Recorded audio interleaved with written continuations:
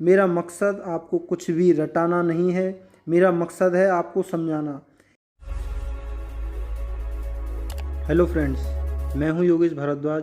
आपका बहुत बहुत स्वागत है आपके YouTube channel my G knowledge में। आज हम जानेंगे कि किस विटामिन की कमी से हमें कौन सा रोग होता है और उस रोग यानी उस बीमारी को हम कैसे पहचानेंगे, मतलब कि उसके लक्षण क्या हैं।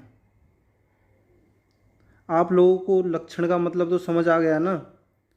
नहीं आया तो बता दूं। जैसे हम कोरोना का पता लगाते हैं उसके लक्षण देख के कि किसी को सूखी खांसी है और सांस लेने में दिक्कत है तो उसको कोरोना हो सकता है। ऐसे ही किसी भी बीमारी को उसके लक्षण देख के पहचाना जाता है। लक्षणों को हम इंग्लिश में सिम्टम्स भी कहते हैं। तो ज़्यादा टाइम ना ख़राब करते हुए हम एक एक करके सारी विटामिन्स को आसान भाषा में समझ लेते हैं। तो सबसे पहले हम बात कर लेते हैं विटामिन ए की। विटामिन ए की कमी से हमें रोग होता है रतौंधी। इसको इंग्लिश में हम बोलेंगे लॉस ऑफ विजन। तो अगर हमको कोई पूछता है कि विटामिन ए की कमी से कौन सा रोग होता है, तो अब आप सिर मत खुजाना कि कौन सा रोग होता है। फटाक से जवाब दे देना है रतौंधी। और कोई इंग्लिश में पूछे तो लॉस ऑफ विजन।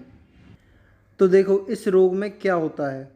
ये रोग मेन तो हमारी आँखों यानी आइज पे इफ़ेक्ट डालता है। बस ये बात समझ लो, किस पे? हाँ जी, आँखों पे। तो जब भी किसी आदमी को ये रोग हो जाता है तो उसको कम दिखने लगता है। तुमने देखा भी होगा, कुछ लोग तो बहुत ही ध्यान से देखते हैं तो उनको दिखाई देता है और उनको अंधेरे में तो बिल्कुल भी दिखाई नहीं देता। वैसे तो अंधेरे में किसी को भी दिखाई नहीं देता, लेकिन जिसको ये रोग नहीं है उसको तो अगर बिल्कुल मामूली सा उजाला भी होगा तो दिखाई दे जाएगा। लेकिन जिसके शरीर में विटामिन ए की कमी होगी और जिसको रतौंधी रोग हो गया तो उसको हल्के उजाले में भी दिखाई नहीं देगा। पता है, कभी कभी तो इस रोग के अधिक बढ़ जाने से आदमी अंधा भी हो जाता है, मतलब कि उसको दिखाई देना ही बंद हो जाता है, अब चाहे दिन हो या रात। तो हमको हमेशा ये याद रखना है कि अपने शरीर में कभी भी विटामिन ए की कमी नहीं होने देनी है, जिससे कि हमें रतौंधी यानी लॉस ऑफ विजन रोग ना हो। मुझे उम्मीद है आप रतौंधी रोग के बारे में समझ गए होंगे। अब नेक्स्ट बात करते हैं विटामिन बी की। वैसे तो विटामिन बी के कई अलग अलग प्रकार हैं, जैसे vitamin B 1, B 2, B 3, B 5, B 6, B 7, B 9 और बी 12। लेकिन हम केवल बी 1 के बारे में जानेंगे। देखो विटामिन बी 1 की कमी से जो रोग होता है उसका नाम है बेरी।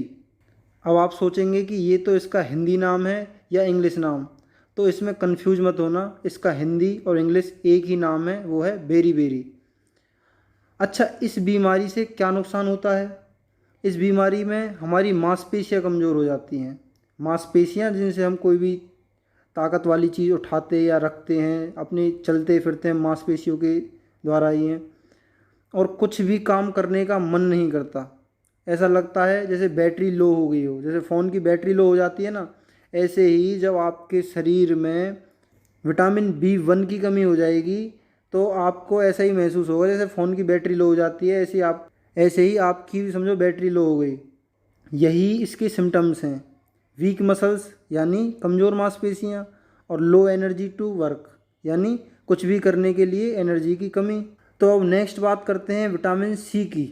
विटामिन सी की कमी से जो रोग होता है उसका नाम है स्कर्वी, और इसका भी हिंदी और इंग्लिश में एक ही नाम है।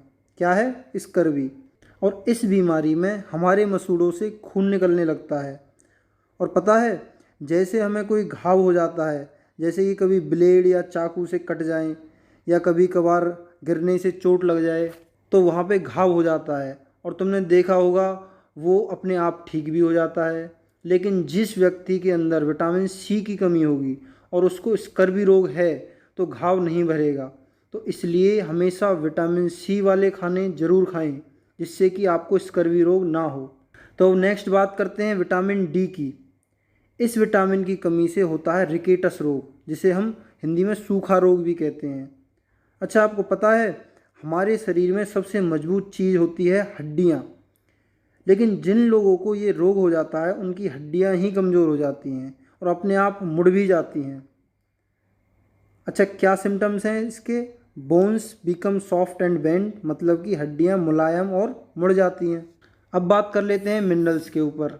मिनरल्स में भी सबसे पहले हम बात करेंगे कैल्शियम की।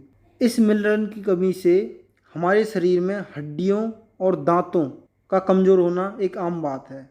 मतलब कि जो कैल्शियम है, कैल्शियम एक मिनरल है, तो कैल्शियम की कमी से हमारी हड्डियाँ और दांत कमज़ोर हो जाते हैं और वो ख़त्म होने लगते हैं। यही बीमारी का नाम है और यही इसके लक्षण हैं। अब हम नेक्स्ट बात करते हैं आयोडीन। अच्छा, आयोडीन से याद आया, टीवी पे एक एडवर्टाइजमेंट आती है, आयोडीन युक्त नमक। तो आज हम जानेंगे आयोडीन हमारे शरीर के लिए क्यों ज़रूरी है। पता है, आयोडीन की कमी से हमको घेंगा रोग हो जाता है।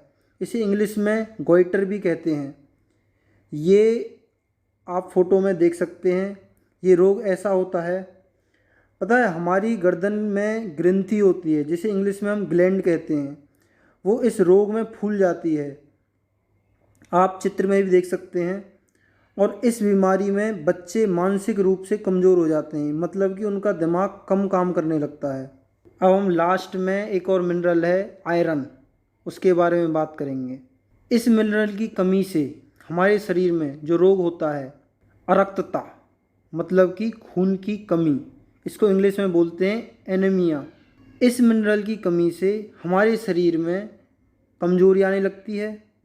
अरे यार, सिंपल सी बात है, जब हमारे शरीर में खून की कमी हो जाएगी तो कमजोरी अपने आप ही आ जाएगी। यही इसके सिम्टम्स हैं, वीकनेस। अच्छा, तो आप समझ गए होंगे कि हमारे शरीर में विटामिन और मिनरल्स होने कितने ज़रूरी हैं और हमको कभी भी शरीर में इनकी कमी नहीं होने देना चाहिए। मेरा मकसद आपको कुछ भी रटाना नहीं है, मेरा मकसद है आपको समझाना। इसी प्रकार की और वीडियोस देखने के लिए आप माई इजी नॉलेज चैनल को सब्सक्राइब कर सकते हैं। ओके फ्रेंड्स, मिलते हैं नेक्स्ट वीडियो में।